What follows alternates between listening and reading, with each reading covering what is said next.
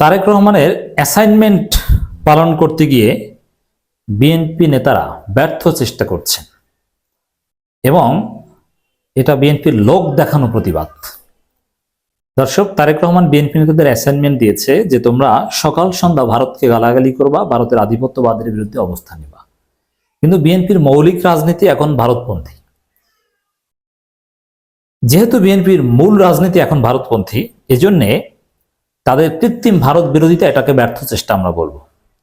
প্রথমে একটু আমরা দেখে নিই যে বিএনপির মৌলিক রাজনীতি কিভাবে ভারতপন্থী। দেখেন, বিএনপি ভারত থেকে তৈরিকৃত ৭২ সংবিধান বাতিল চায় না, সেটা রাখতে চায় এবং ওই সংবিধানে কিছু কাটাছেড়া করতে চায়। এটা হচ্ছে মৌলিকভাবে বিএনপি ভারতপন্থী রাজনীতি করে তার প্রমাণ। বিএনপি যদি ভারতের আধিপত্যবাদের বিরুদ্ধে একবারে পিওরলি সোচ্চার হতো তাহলে তারা ৭২ সংবিধানকে লাথি দিয়ে ফেলে দিত। এরপরে দেখেন যে ভারতের এক দালাল চুপ্পুকে রাষ্ট্রপতি পদে রেখে দিয়েছে। কেন রেখে দিয়েছে? এবং তার সাথে এখন অনুষ্ঠান করে, ছবি তুলে বিএনপি নেতারা, তার দাওয়াতে বঙ্গভবনে যায়, জামাতও যায়। আমরা একইভাবে সমালোচনা করব। এটা হচ্ছে বিএনপির ভারতপন্থী রাজনীতি আরেক প্রমাণ। জামাত তো চুপ্পুর বিরুদ্ধে বলেছিল।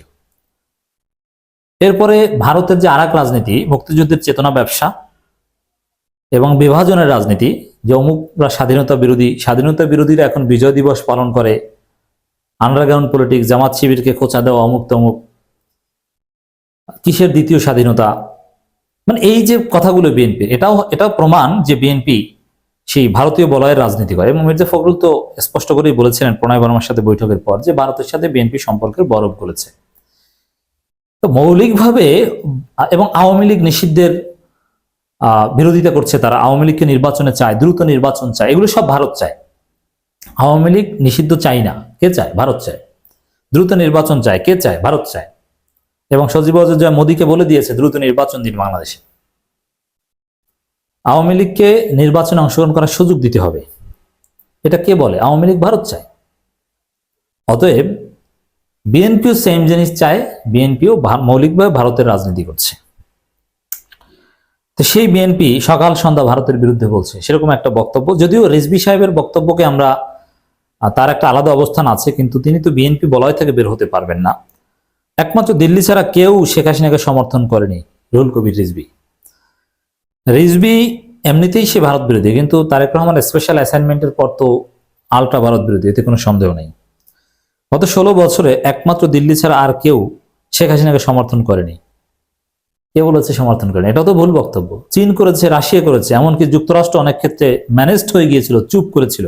7 জানুয়ারি নির্বাচনে যুক্তরাষ্ট্র চুপ হয়ে গিয়েছিল।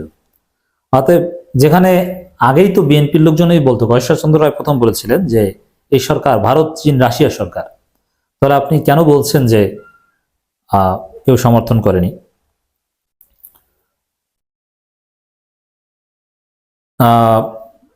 ভারতের প্রধানমন্ত্রী নরেন্দ্র মোদীর বিরুদ্ধে অভিযোগ করে তিনি বলেন, প্রতিবেশী রাষ্ট্র ভারত অহংকার করে নিজেদের প্রভু মনে করে। তা না হলে ভারতের প্রধানমন্ত্রী নরেন্দ্র মোদী 16 ডিসেম্বর দিন বললেন 16 ডিসেম্বর হচ্ছে ভারতের ঐতিহাসিক বিজয়। তিনি তো বাংলাদেশের স্বাধীনতাকে, বাংলাদেশের স্বাধীন ভূখণ্ডকে, বাংলাদেশের মুক্তিযুদ্ধকে, বাংলাদেশের মুক্তিযোদ্ধাকে ছোট করলেন, অবজ্ঞা করলেন। এ বিষয়ে বিএনপির অফিসিয়াল স্ট্যান্স কতটুকু? জামাত তো অফিসিয়াল বিবৃতি দিয়েছে, আর বিএনপি? রুহুল কবির রিজভী গোটা বিশ্ববাসী জানে বাংলাদেশ দামাল ছেলেরা তাদের জীবন বাজি রেখে যুদ্ধ করেছে। 30 লাখ মানুষ জীবন দিল, ওই জীবনের কি কোনো মূল্য নেই? মোদীবাবু, আপনি বলছেন এটা আপনাদের বিজয় দিবস, এটা ভারতের বিজয় দিবস। মুক্তিযুদ্ধের সর্বাধিনায়ক কর্নেল এম জি ওসমানী সাহেব একটি কথা বলেছেন, ভারত যদি আমাদের সহযোগিতা নাও করত তারপরও বাংলাদেশের স্বাধীন হতো, কারণ তিনি কোনো রাজনৈতিক সিদ্ধান্ত নিতে পারেননি। সেই সময়ে কালুরঘাট বেতার কেন্দ্র থেকে একজন তরুণ মেজর বাংলাদেশ স্বাধীনতা যুদ্ধের ঘোষণা দিয়ে যে তরঙ্গ তৈরি করেছিল, সেই তরঙ্গের জন্য সেনা অফিসাররা, বাংলাদেশের মানুষরা উদ্বুদ্ধ হন এবং তারা মুক্তিযুদ্ধে ঝাঁপিয়ে পড়েন। দিল্লি নীতি নির্ধারকদের উদ্দেশ্যে তিনি বলেন, আপনারা যদি বাংলাদেশ স্বাধীনতার সার্বভৌমত্বে বিশ্বাস করেন তাহলে ভারত থেকে বাংলাদেশের বিরুদ্ধে এত অপপ্রচার কেন? শেখ হাসিনা পালিয়ে গেছে, এই মনোকষ্টে আপনারা অসংখ্য মিডিয়ায় প্রতিদিন বাংলাদেশ বিরোধী বক্তব্য রাখছেন। আপনাদের এত প্রেম কেন শেখ হাসিনার বিষয়ে? এটারও কারণ আছে, কারণ ভারতকে বিএসএফ 2-3 দিন পর পর আমাদের সীমান্তে বাংলাদেশে হত্যা করে। একমাত্র শেখ হাসিনা সরকার ছাড়া বাংলাদেশের বিভিন্ন রাজনৈতিক দল এটার প্রতিবাদ করে। সব ঠিক আছে, রুহুল কবির রিজভীর বক্তব্য একেবারে স্মার্ট বক্তব্য, তারেক রহমানের অ্যাসাইনমেন্ট, শুধু রিজভী না, ডাক্তার জাহিদ থেকে শুরু করে মেজর হাফিজ, মির্জা ফখরুল বাদে সবাই তারেক রহমানের অ্যাসাইনমেন্ট এক্সিকিউট করছেন। কিন্তু প্রশ্ন হচ্ছে বিএনপির মৌলিক রাজনীতি এখনো ভারতপন্থী কেন, যেটা আমি ব্যাখ্যা করলাম শুরুতেই। তিনি আরো বলেন, আমরা ভারতের বিরুদ্ধে বিষোদগার করতে চাই না।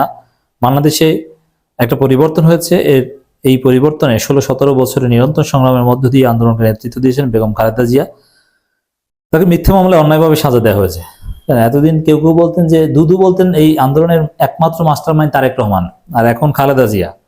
তাহলে মাস্টারমাইন্ড আসলে কে? শিক্ষার্থীদের সবাই ছাত্র দল ছিল নাকি? যাই হোক দর্শক, বিএনপি মৌলিকভাবে ভারতের রাজনৈতিক দর্শন থেকে বের হয়ে আসতে না পারলে এই কৃত্রিম ভারত বিরোধিতায় কাজ হবে না।